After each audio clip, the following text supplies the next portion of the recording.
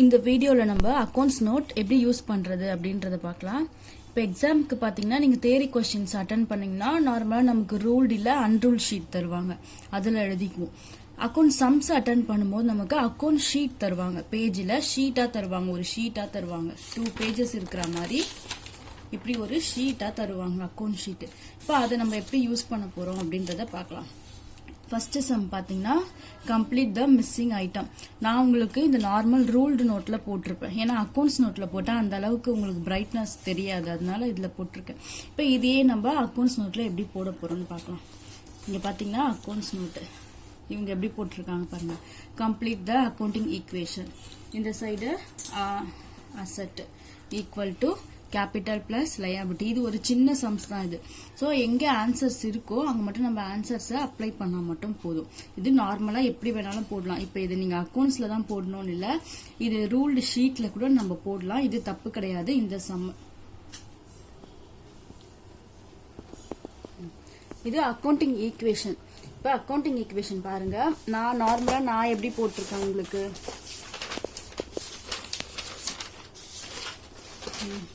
நான் வந்து ரூல்டு நோட்டில் இப்படி லைன்ஸ் எல்லாம் ட்ரா பண்ணி போட்டிருப்பேன், ஓகேவா. ஃபார்மட் பண்ணி நம்ம மேலே இந்த புக்ஸ் ஆஃப் செல்வி, அதாவது யாரோட புக்கோ அவங்க பேரை எழுதிடுவோம். அடுத்தது அக்கௌண்டிங் ஈக்குவேஷன், இது நமக்கு எல்லா சம்க்கும் டிஃபால்ட்டாக கண்டிப்பாக எழுதி தான் ஆகணும், ஓகேவா. அடுத்தது அக்கௌண்ட்ஸ் நோட்டில் போட போகிறோம் பாருங்க, இந்த புக்ஸ் ஆஃப்னு அவங்க பேரு, அடுத்தது அக்கௌண்டிங் ஈக்குவேஷன். அடுத்த லைன்ல நீங்க என்ன பண்ணணும்னா asset equal to capital plus liabilities இது எழுதணும். அக்கௌண்டிங் ஈக்குவேஷனுக்கு நம்ம டபுள் சைடு யூஸ் பண்ணும். அப்ப ஒரு ஷீட் உங்களுக்கு கொடுத்தாங்கன்னா அந்த ஷீட் என்ன பண்ணிக்கிறீங்க, பிரிச்சு நடுவுல தான் எழுதணும். ஏன்னா டபுள் சைடு நமக்கு யூஸ் ஆகும் இல்லையா. அந்த ஒரு ஷீட் கொடுத்தாங்கன்னா அக்கௌண்ட் ஷீட், அதை என்ன பண்ணிக்கணும், ஓபன் பண்ணி சென்டரா எழுதணும் டபுள் சைடு. சில ஸ்கூல்ஸ்ல இப்படி எழுத சொல்றாங்க அக்கௌண்டிங் ஈக்குவேஷன். ஸோ இப்படி எழுதினாதான் நமக்கு ஈஸியாகவும் இருக்கும், நமக்கு ஸ்பேஸும் நிறைய கிடைக்கும். இங்க சீரியல் நம்பர், இந்த குட்டியா ஒரு காலம் இருக்குல்ல, அதுல சீரியல் நம்பர். இந்த புக்ல பாத்தீங்கன்னா நோட்ல லைன்ஸ் எல்லாம் ரொம்ப லைட்டா இருக்கு, திக்கா இல்ல. நீங்க உங்களோட அக்கௌண்ட்ஸ் நோட் வச்சு கம்பேர் பண்ணி பாருங்க, தெரியும். இதுல சீரியல் நம்பர் எழுதிக்கணும், இங்கே டிரான்சாக்ஷன். அடுத்தது அசெட் காலம்க்கு கீழே கேஷ், ஸ்டாக்கு, பேங்க் இருந்தா bank, prepaid insurance, prepaid expenses, அப்புறம் டெப்டா இல்ல பர்னிச்சர், மிஷினரி, அந்த காலம் எல்லாம் இது வரைக்கும் நம்ம ஓபன் பண்ணிக்கலாம். அதாவது அசெட்டுக்கு நமக்கு இங்க இருந்து இது வரைக்கும் ஸ்பேஸ் இருக்கு. இதுக்குள்ளேயே நம்ம அசெட் எத்தனை காலம் வருதோ அத்தனை காலம் ஓபன் பண்ணிக்கலாம். இந்த சைடுல நமக்கு கேபிட்டல் பிளஸ் லயபிலிட்டி, ஓகேவா. இதே உங்களுக்கு அவுட்ஸ்டாண்டிங் இருக்கு அப்படின்னா கேபிட்டல்ல கொஞ்சம் கிட்ட இங்க இருந்து கூட ஸ்டார்ட் பண்ணிக்கலாம். இங்க கேபிட்டல் போட்டு இங்க கிரெடிட்டார்ஸ், இங்க அவுட்ஸ்டாண்டிங். நம்ம சம்ம பொறுத்து தான் வந்து இந்த சம்க்கு நம்ம லைன் போடுறது இருக்கு. இப்ப வெறும் கேபிட்டல் கிரெடிட்டார் மட்டும் தான் இருக்குன்னா இந்த 2 காலமே போதும். இங்க கேபிட்டல் கிரெடிட்டார்னு போட்டுக்கலாம். அவுட்ஸ்டாண்டிங் இருக்குன்னா நம்ம இங்க அவுட்ஸ்டாண்டிங் காலம் ஓபன் பண்ணல, அதுக்கு இந்த ஸ்பேஸ் பத்தாது. அப்ப கேபிட்டலை இங்கே போட்டுக்கலாம். இங்க கேபிட்டல் போட்டு இங்க கிரெடிட்டார்ஸ், இங்க அவுட்ஸ்டாண்டிங் எக்ஸ்பென்சஸ் இப்படி போட்டுக்கலாம். அடுத்து ஈக்குவேஷன். ஈக்குவேஷன் ரொம்ப முக்கியம். இங்க ஈக்குவேஷன் போட்டு நம்ம டேலி பண்ணும்போது அதை லைன் டிரா பண்ணி காட்டுங்க. எப்பவுமே எக்ஸாம் வந்து ஒரு 10 minutes முன்னாடியே முடிச்சிடணும். முடிச்சுட்டு செக் பண்ணிட்டு அக்கௌண்ட்ஸுக்கு இந்த லைன் டிரா பண்றதுல ரொம்ப முக்கியம். நம்ம பாட்டு போட்டே போயிட்டோம்னா அது தெளிவா தெரியாது. நம்ம லைன் டிரா பண்ணி காமிச்சாதான் நம்ம இங்க ஈக்குவேஷன் போட்டிருக்கோம் அப்படின்றது அவங்களுக்கு புரியும், கரெக்ஷன் பண்றதுக்கும் ஈஸியா இருக்கும். ஈக்குவேஷன் போட்டுட்டு ஒரு லைன் விட்டுட்டு அடுத்த டிரான்சாக்ஷன் ஸ்டார்ட் பண்ணும். அடுத்ததுக்கும் ஈக்குவேஷன் அதே மாதிரி சம் போட்டு முடிச்சதும் ஈக்குவேஷன் எல்லாமே இதெல்லாமே நம்ம லைன் போட்டு காட்டணும். இங்க லாஸ்டா பாத்தீங்கன்னா டோட்டல், இந்த மாதிரி டோட்டல் பண்ண சொல்லி நம்மளுக்கு புக்ல எக்ஸாம்பிள்ல கொடுத்துருக்க மாட்டாங்க, இல்லஸ்ட்ரேஷன்ல. நம்ம இங்க டோட்டல் பண்ணி காட்டணும். இந்த அமௌண்ட் நமக்கு இந்த அசெட் சைட் ஃபுல்லா எவ்வளவு வந்துச்சு, கேபிட்டலும் லயபிலிட்டியும் சேர்த்து எவ்வளவு வந்துச்சு, ஈக்குவலா வந்ததுன்றத டோட்டல் பண்ணி காட்டாதான் கரெக்ஷன் பண்றவங்களுக்கு ஈஸியா இருக்கும். அடுத்தது ஜேர்னல். இப்போ ஜேர்னலுக்கு பாருங்க, இந்த புக் ஆஃப் அனந்த், ஓகேவா. ஜேர்னலுக்கு யாரோட புக் போடுறோமோ அவங்களுக்கு தான் மேலே எழுதணும் நம்ம. அடுத்தது ஜேர்னல் அஸ் ஆன், ஜேர்னல் நம்ம எப்போ போடுறோம் அதோட டேட்டு 31st January 2018. கண்டிப்பா இது போடணும். வெறும் ஜேர்னல் என்ட்ரி போடாம ஜேர்னல் அஸ் ஆன் இல்ல ஜேர்னல் என்ட்ரி அஸ் ஆன் அப்படின்னு சொல்லிட்டு அந்த டேட்டை போடுவோம். நமக்கு டேட் கொடுக்கலனாலும் பிரச்சனை இல்லை, ஓகேவா. வெறும் ஜேர்னல் என்ட்ரி போட்டுக்கலாம். டேட் கொடுத்தா நம்ம டேட் போடணும். அடுத்தது date, particulars, LF, debit, credit. இதை நம்ம அக்கௌண்ட்ஸ் நோட்ல எப்படி போடுறது பார்க்கலாம்.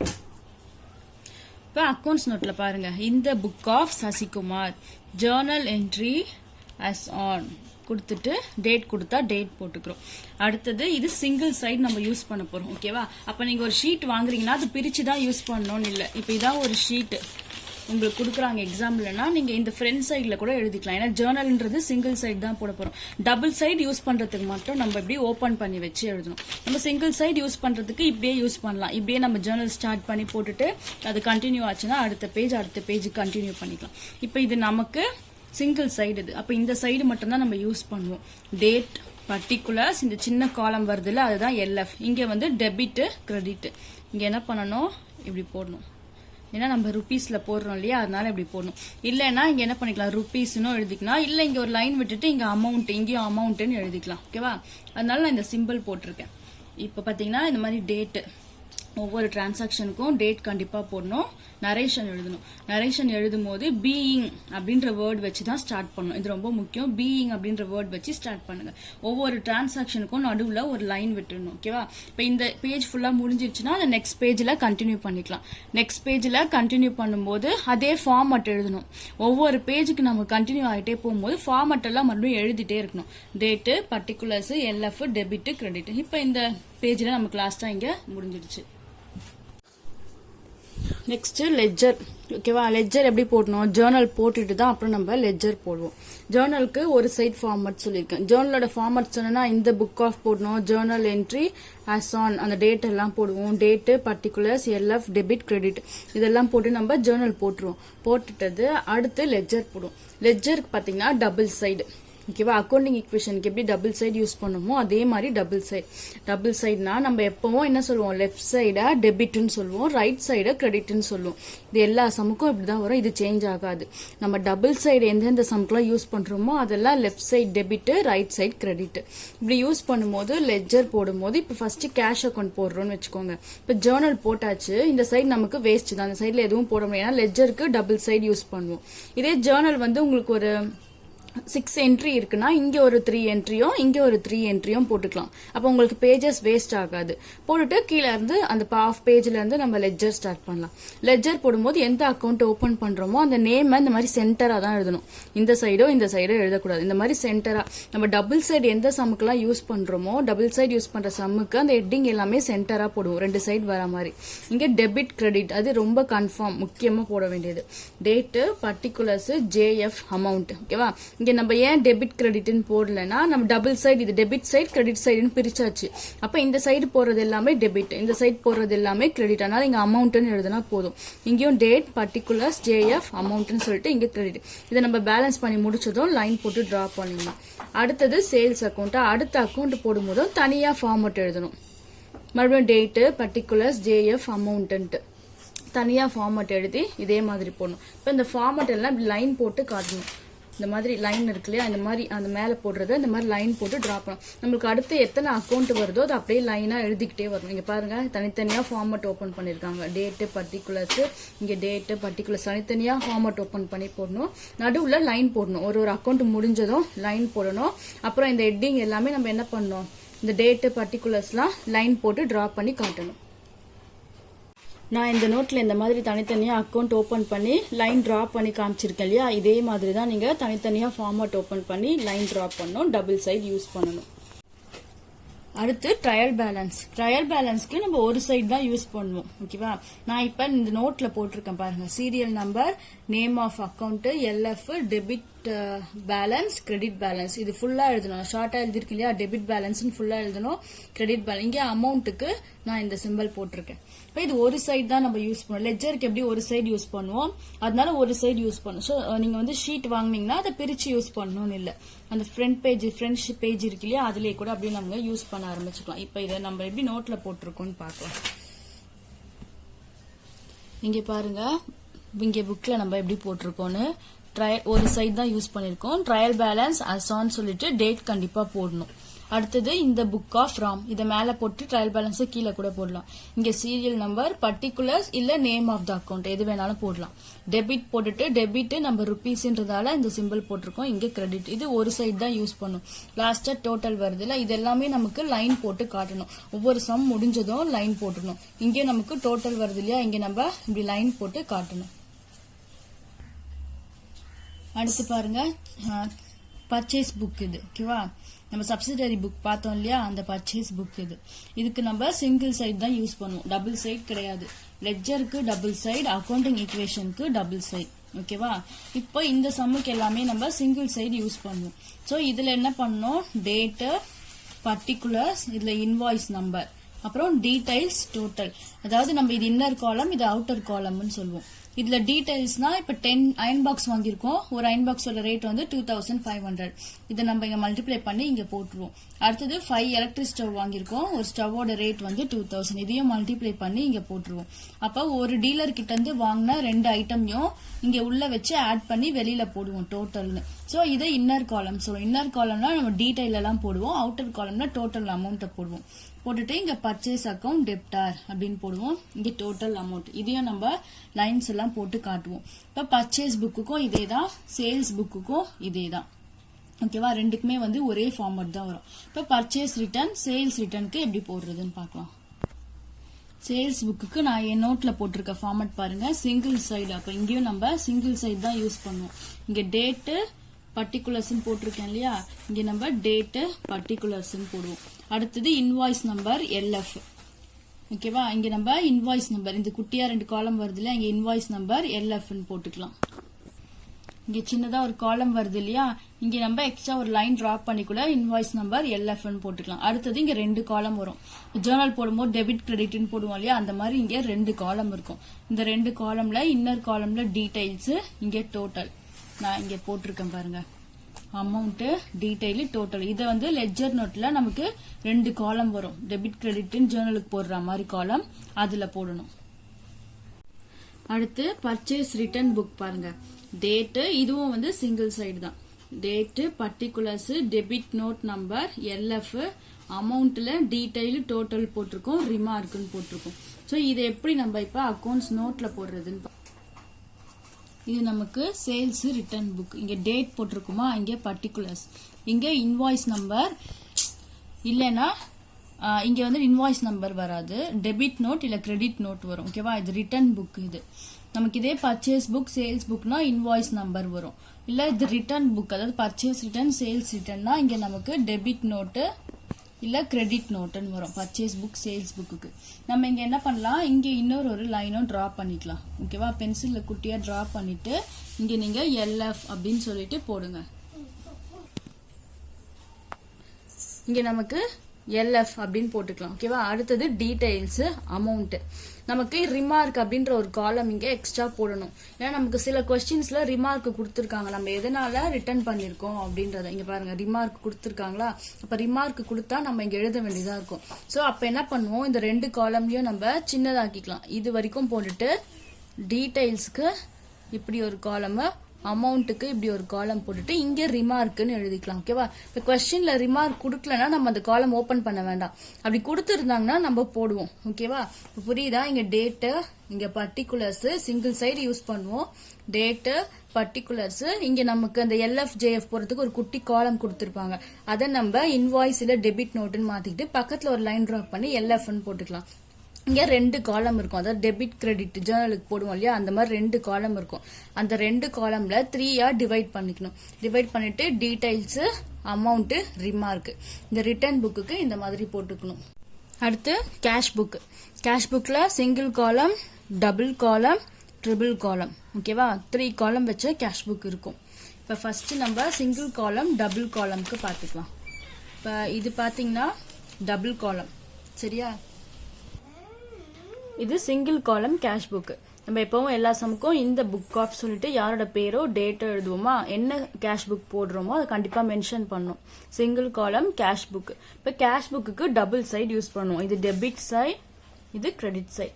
டெபிட் கிரெடிட் கன்ஃபார்மா கண்டிப்பா நம்ம போடணும்.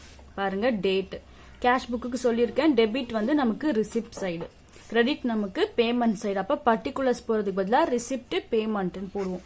அடுத்தது ஆர்என். ஆர்என் நமக்கு எல்எஃப் அப்படின்ற குட்டியா ஒரு காலம் கொடுத்திருப்பாங்க, அதுதான் நம்ம ஆர்என் அப்படின்னு போடுவோம். அடுத்தது எல்எஃப். இது சிங்கிள் காலம் கேஷ் புக் இல்லையா, அப்ப நமக்கு ஒரே ஒரு காலம் தான் வரும் அமௌண்ட் போடுறதுக்கு. அதனால அமௌண்ட்னு போட்டுட்டு நான் வெறும் அமௌண்ட்னு போட்டிருக்கேன். ஏன்னா கேஷா பேங்கான்னு போட வேண்டாம். இது சிங்கிள் காலம் கேஷ் புக், அமௌண்ட்னு போட்டிருக்கோம். அடுத்தது லாஸ்டா முடிஞ்சதும் லைன் டிரா பண்ணி next double column cash book. நான் நோட்ல எப்படி போட்டிருக்கேன்னு பாருங்க. Date, receipt, LF. அப்புறம் அமௌண்ட்டை 2ஆ பிரிச்சிருக்கேன். Discount cash, double column cash புக்ல டபுள் காலம் வரும், டிஸ்கவுண்ட் கேஷ்னு. இந்த சைடும் அதே தான், இங்க பேமெண்ட் வரும். நமக்கு RN அது வந்து போடணும்ன்றது கிடையாது. போட்டாலும் நம்ம அதுல எதுவும் எழுத போறது இல்ல, மென்ஷன் பண்ண போறது இல்ல. சோ அது போடலனாலும் ஒன்றும் பிரச்சனை இல்லை. ஆனா LFலாம் கண்டிப்பா போட்டுடணும். அதே ஃபார்மேட்டை லெட்ஜர் நோட்ல எப்படி போடுறதுன்னு பார்க்கலாம். இங்க டெபிட், இங்க கிரெடிட், டேட், ரிசிப்ட், LF. ஓகேவா? அடுத்தது இங்க நம்ம எப்படி போடுவோம், மேல அமௌண்ட்னு போடுவோம். அமௌண்ட்னு போட்டுட்டு இந்த சம்மே தப்பா இருக்கு, இருங்க நம்ம வேற எக்ஸாம்பிள் பார்க்க. இந்த சம் ஃபார்மட் தப்பு, நம்ம கரெக்ட் பண்ணிக்கலாம். டேட்டு, ரிசிப்ட், LF போடணும். இங்க நமக்கு கண்டிப்பா டிஸ்கவுண்ட் தான் இங்க இன்னர் காலம்ல போடணும், கேஷ் அவுட்டர் காலம்ல போடணும். இவங்க மாத்தி போட்டிருக்காங்க, கேஷ் இங்கேயும் டிஸ்கவுண்ட் இங்கேயும் போட்டிருக்காங்க. அப்படி போடக்கூடாது. டிஸ்கவுண்ட்டை இன்னர் காலம்ல, கேஷ் அவுட்டர் காலம்ல போடுவோம். நமக்கு புக்லயும் அப்படிதான் கொடுத்துருக்காங்க. மேல இங்க அமௌண்ட்னு எழுதிக்குவோம். இந்த அமௌண்ட்டை இங்க சென்டரா எழுதிட்டு ஒரு லைன் நீங்க கீழே கூட எழுதிக்கலாம். இந்த அமௌண்ட்னு எழுதிட்டு அமௌண்ட்டுக்கு கீழே இந்த சைடு டிஸ்கவுண்ட், இந்த சைடு கேஷ் இப்படி போடணும். இந்த சைட்ல அதே மாதிரி தான், மேல அமௌண்ட்னு எழுதிக்கணும், அமௌண்ட்டுக்கு கீழே இந்த சைடு டிஸ்கவுண்ட், இந்த சைடு கேஷ். கேஷ் எப்பவுமே இங்க அவுட்டர் காலம்ல வரும், டிஸ்கவுண்ட் தான் உள்ள வரும். அடுத்தது 3 காலம் கேஷ் புக். 3 காலம் கேஷ் புக் இந்த புக் ஆஃப் கல்யாண சுந்தரம். இங்க ரிசிப்ட் சைடு, இது பேமெண்ட் சைடு. இப்ப 3 காலம் கேஷ் புக்ல அமௌண்ட்டுக்கு கீழே டிஸ்கவுண்ட் வரும், கேஷ் வரும், பேங்க் வரும். சிங்கிள் காலம்ல நமக்கு என்ன வந்துச்சுன்னா அமௌண்ட் மட்டும் தான் வரும். ஓகேவா? டபுள் காலம்ல டிஸ்கவுண்ட்டும் கேஷ்னு வரும். ட்ரிபிள் காலம்ல டிஸ்கவுண்ட், கேஷ், பேங்க், இந்த 3 காலம் வரும். அதான் ட்ரிபிள் காலம் கேஷ் புக். இப்போ நமக்கு பாத்தீங்கன்னா இதை லெட்ஜர் நோட்ல எப்படி போடுறதுன்னா, இங்க எல்லாமே நம்ம இதெல்லாம் எழுதிட்டோமா, கல்யாண சுந்தரம் 3 காலம் கேஷ் புக்னு. இங்க டெப்டார் போட்டோம், டேட், ரிசிப்ட். இங்க நமக்கு எப்பவுமே 2 காலம் இருக்கும். இங்க வந்து அமௌண்ட் மேல எழுதிக்கணும். அமௌண்ட்டுக்கு கீழே கேஷ், பேங்க்னு அந்த 2 காலமா பிரிச்சுக்கலாம். ஏன்னா இதுல கேஷ், பேங்க் அப்படின்றது முக்கியம். அதுல நம்ம நிறைய அமௌண்ட் என்டர் பண்ணுவோம். அதனால 2 காலமா கேஷ், பேங்க்னு பிரிச்சுக்கிறோம். இந்த குட்டியா நம்ம LFக்கு ஒரு காலம் கொடுத்துருப்பாங்களா, அதை வந்து டிஸ்கவுண்டா பிரிச்சுக்கிறோம். ஓகேவா? பக்கத்துல ஒரு லைன் டிரா பண்ணி அதை LFன்னு போட்டுக்கலாம். இங்கேயும் அதே மாதிரிதான், அமௌண்ட்னு போட்டு இந்த குட்டி காலமா டிஸ்கவுண்ட், கேஷ், பேங்க், பக்கத்துல இன்னொரு லைன் போட்டு அதை LF போட்டுக்கலாம். அடுத்து பெட்டி கேஷ் புக். ஓகேவா? பெட்டி கேஷ் புக்கோட ஃபார்மட் பாருங்க. இந்த சைடு ரிசிப்ட், நம்ம டேட் போடுறதுக்கு, சீரியல் நம்பர் போடுறதுக்கு ஒரு காலம் கொடுத்துருப்பாங்களே, அதை ரிசிப்ட் ஆக்கிக்கலாம். அப்புறம் நடுவுல பர்டிகுலர்ஸ்க்கு ஒரு பெரிய காலம் இருக்கும். அந்த காலமை 2ஆ டிவைட் பண்ணி டேட், பர்டிகுலர்ஸ் போட்டுக்கலாம். குட்டியா LFக்கு கொடுத்த காலமை VN. அடுத்தது டெபிட், கிரெடிட்னு 2 காலம் இருக்கும்ல நமக்கு லெட்ஜர்ல, அதை டோட்டல் பேமெண்ட் அப்படின்னு ஒரு காலமா பிரிச்சுக்கலாம். அடுத்தடுத்து வர காலம்ல நமக்கு என்னென்ன எக்ஸ்பென்சஸோ அதுக்கு தேவையான அளவுக்கு ஸ்பேஸ் விட்டு ஓபன் பண்ணிக்கலாம். இவ்வளவு எக்ஸ்பென்சஸ் இல்ல, கம்மியா தான் இருக்குன்னா இன்னும் கொஞ்சம் ஸ்பேஸ் விட்டு ஓபன் பண்ணிக்கலாம். இதெல்லாம் நம்ம விருப்பம் தான், நம்ம ஓபன் பண்ணிக்கிறது. எத்தனை காலம் வேணுமோ அத்தனை ஸ்பேஸ் பாத்துக்கலாம். இது நம்ம டபுள் சைடு யூஸ் பண்ணுவோம் இந்த சம்முக்கு. சோ இங்க மட்டும் பாருங்க, ஃபர்ஸ்ட் டேட் காலமை ரிசிப்ட்னு பிரிச்சுக்கிறோம். அந்த பர்டிகுலர்ஸ் காலமை 2ஆ டிவைட் பண்ணி டேட், பர்டிகுலர்ஸ் அப்படின்னு பிரிச்சுக்கிறோம். அடுத்து அந்த LF காலம்ல VN போட்டுக்கிறோம். டெபிட், கிரெடிட் காலமை டோட்டல் பேமெண்ட் ஒரு காலம் பிரிச்சு அடுத்தடுத்து வர எக்ஸ்பென்சஸ் அடுத்தடுத்து போட்டுக்கலாம். அடுத்து BRS, பேங்க் ரெகக்னிஷன் ஸ்டேட்மெண்ட். அது நம்ம சிங்கிள் சைட் போடுவோம். ஓகேவா? இது ரொம்ப சின்ன சம், ஃபார்மட்டும் ரொம்ப கம்மியா இருக்கும். சிங்கிள் சைட் போடுவோம். இங்க டேட் எல்லாம் அது கொடுக்க மாட்டாங்க. அதனால பர்டிகுலர்ஸ், அமௌண்ட்னு போட்டுக்கலாம். 2 சைடுமே நம்ம அமௌண்ட் தான் போடுவோம். இந்த சம்முக்கு நமக்கு டெபிட், கிரெடிட்லாம் கிடையாது. என்ன பண்ணுவோம், ஆட் பண்ணுவோம், லெஸ் பண்ணுவோம், அவ்வளவுதான். நமக்கு என்ன பேலன்ஸ் கொடுத்துருக்காங்களோ அதை போட்டு அவுட்டர் காலம்ல போட்டுக்குவோம். மற்றபடி ஆட், லெஸ்ன்னு போட்டு லெஸ் பண்ணிட்டு லாஸ்டா வர அமௌண்ட்டை டோட்டல் பண்ணி போடுவோம். ஸோ இதை இப்ப லெட்ஜர் நோட்ல பாருங்க, நம்ம BRS போட போறோம் இல்லையா, எந்த சம் போடுறோமோ அதோட நேமை மேல எழுதிக்குவோம். BRS as on 31st March 2018. இந்த சம்க்கு பர்டிகுலர்ஸ், அமௌண்ட் போட்டா மட்டும் போதும். நமக்கு இங்க என்ன பேலன்ஸோ அதை எழுதி அவுட்டர் காலம்ல போட்டுருவோம். அடுத்தது ஆட் பண்ண வேண்டியதை ஆட் பண்ணி போடுவோம். அடுத்தது லெஸ், எவ்வளவு அமௌண்ட் லெஸ் பண்றோமோ அதெல்லாம் இன்னர் காலம்ல போட்டு டோட்டல் பண்ணிட்டு இங்க வெளியில போடணும். வெளியில போட்டுட்டு இங்க நமக்கு பேலன்ஸ் எவ்வளவு இருக்கோ அதோட ஆட் பண்ண வேண்டிய காலம்ல என்னெல்லாம் இருக்கோ அதை ஆட் பண்ணி இங்க போடுவோம். அடுத்தது லெஸ் பண்ண வேண்டிய காலம்ல டோட்டல் பண்ணி இங்க போட்டிருக்கோம் இல்லையா, இதை லெஸ் பண்ணி இங்க நம்ம போட்டு லாஸ்டா லைன் போட்டு பினிஷ் பண்ணிடணும். அடுத்து ரெக்டிஃபிகேஷன் ஆஃப் எரர். ஓகேவா? ரெக்டிஃபிகேஷன் ஆஃப் எரர் சாப்டர் நமக்கு ஜேர்னல் போடுற மாதிரி தான். ஜேர்னல் எப்படி போடுவோமோ அதே தான், ஜேர்னல் என்ட்ரி தான் போடுவோம். ஸோ ஜேர்னல் என்ட்ரி போடுவோம். அதே மாதிரி நரேஷனும் எழுதுவோம். ஜேர்னலுக்கு என்ன format, single side, date, particulars, debit, credit. இங்கேயும் அதே மாதிரி தான். நான் இது ரஃபா போட்டிருக்கேன், டெபிட் கிரெடிட்லாம் போடாம. நீங்க நோட்ல போடும்போது டேட் போடணும், பர்டிகுலர்ஸ். டேட் கொடுக்க மாட்டாங்க, ஸோ கொடுக்கலனாலும் நோ ப்ராப்ளம், பிரச்சனை இல்லை. பர்டிகுலர்ஸ், டெபிட், கிரெடிட்னு போட்டுக்கலாம். இங்க அமௌண்ட் போடுறதால இப்படி போடுவோம். அதே மாதிரி நரேஷன், ஜேர்னலுக்கு என்ன ஃபார்மட்டோ அதே தான். ஏன்னா ரெக்டிஃபிகேஷன் ஆஃப் எரர்ல ஜேர்னல் என்ட்ரி தான் போடுவோம். அடுத்து டிப்ரிசியேஷன். டிப்ரிசியேஷன் சம்க்கு நமக்கு இந்த மாதிரி கால்குலேட் மட்டும் பண்ண சொல்லி கொடுத்தாங்கன்னா நம்ம இதை நார்மல் ஷீட்லயே போட்டுக்கலாம். அக்கௌண்ட் ஷீட்ல போடணும்னு இல்லை. இந்த மாதிரி நார்மல் ஷீட்ல மேக்ஸ் எல்லாம் போடுவோம் இல்லையா, அந்த மாதிரி போட்டுக்கலாம். இப்ப இது மட்டுமே கொடுக்காம, அதாவது சின்ன சம்ல வெறும் amount of depreciation, rate of depreciation மட்டும் கண்டுபிடிக்க சொல்லுவாங்க. அது இல்லாம ஜேர்னல் போடுங்க, மிஷினரி அக்கௌண்ட் எல்லாம் ஓபன் பண்ணுங்க சொன்னா கண்டிப்பா நம்ம அந்த சம்மை ஃபுல்லாவே லெட்ஜர்ல தான் போடுவோம். இப்ப ஜேர்னல் போடுங்கன்னு சொன்னா ஜேர்னல் என்ட்ரி ஃபார்மட் உங்களுக்கு தெரியும் எப்படி போடணும்னு, அந்த மாதிரி ஜேர்னல் போட்டுக்கலாம்.